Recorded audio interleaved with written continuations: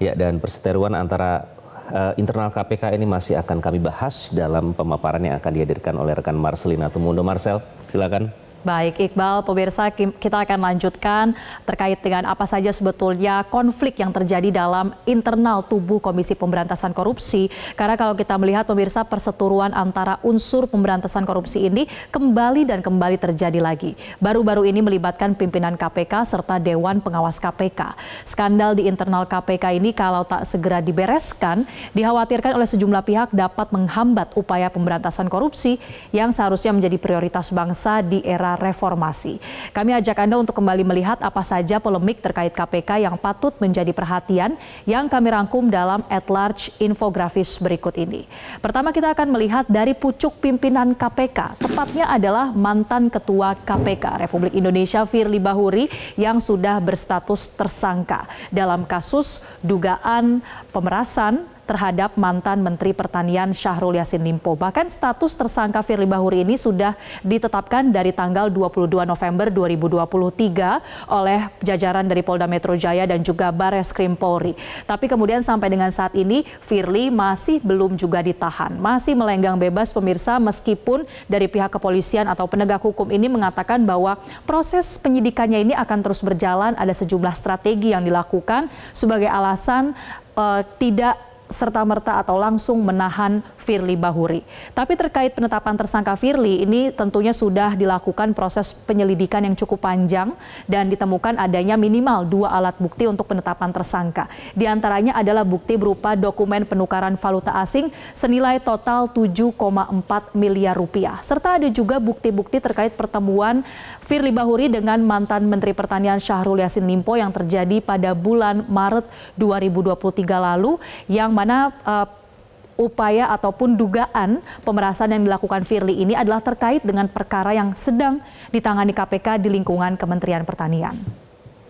Selain menjerat pucuk pimpinan dari KPK, pemirsa, kita juga ketahui bahwa baru-baru ini jajaran pegawai KPK ini juga terjerat dalam kasus dugaan pungutan liar di rumah tahanan KPK.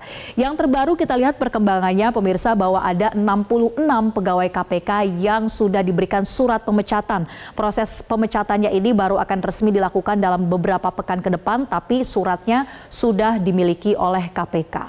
Sebenarnya total pegawai KPK yang diduga terlibat dalam pungli rutan KPK ini ada 93. Tapi di luar dari 66 yang sudah dipecat, ini ada 15 pegawai KPK yang ditetapkan sebagai tersangka, kemudian 12 lainnya masih berproses antara KPK dengan BKN atau Badan Kepegawaian Negara. Sebetulnya terhadap puluhan pegawai KPK ini sudah diberikan sanksi berupa permintaan maaf secara terbuka yang dieksekusi pada tanggal 26 Februari 2024 lalu.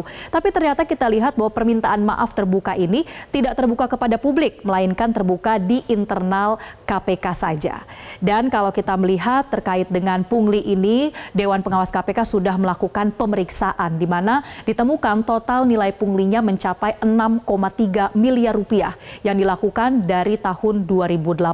Ada berbagai bentuk aktivitas yang sebetulnya dilarang dilakukan oleh para tahanan, tapi kemudian karena adanya pungli ini mereka bisa melakukan beberapa kegiatan seperti membawa masuk ponsel, menge-charge dan juga memesan makanan melalui aplikasi online yang diantarkan ke rutan. Nah, terkait dengan konflik yang terjadi di internal KPK baru-baru ini yang tadi kami sudah sampaikan juga di berita pembuka, pemirsa, ini melibatkan antara pimpinan KPK dengan anggota Dewan Pengawas KPK. Tepatnya adalah anggota komisioner KPK Nurul Gufron ini melaporkan anggota Dewan Pengawas KPK Albertina Ho ke Dewas dan juga PT UN. Dugaan yang dilayangkan oleh Gufron kepada Albertina ini adalah karena Albertina Ho diduga menyalahgunakan wewenangnya sebagai anggota Dewan Pengawas KPK. Di mana Nurul Gufron mengatakan bahwa ketika Albertina Ho meminta dokumen analisis transaksi keuangan ke PPATK, ini menyalahgunakan kewenangannya karena Dewan Pengawas bukanlah aparat penegak hukum, melainkan Dewan Pengawas ini sebetulnya bertugas untuk memeriksa terkait dengan dugaan pelanggaran etik.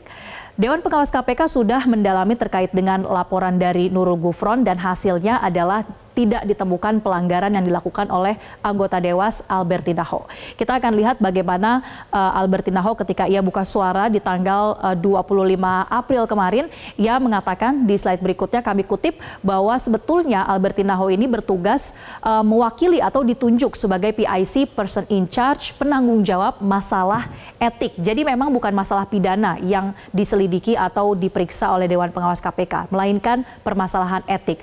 Jadi saya atau Albertina ini dilaporkan oleh Gufron dalam melaksanakan tugasnya sebagai anggota Dewan Pengawas KPK. Yang juga kami kumpulkan informasinya pemirsa bahwa permasalahan etik yang sedang ditangani oleh Albertina Ho ini adalah untuk memeriksa dugaan seorang jaksa KPK berinisial TI yang diduga melakukan pemerasan terhadap seorang saksi dalam sebuah kasus korupsi ini bernilai 3 miliar rupiah. Tapi kemudian apa tugas yang sedang dilakukan oleh Albertina Ho ini diduga atau dilaporkan oleh Nurul Gufron sebagai penyalahgunaan kewenangan. Apa sebetulnya dasar dari Dewan Pengawas KPK berkoordinasi dengan PPATK?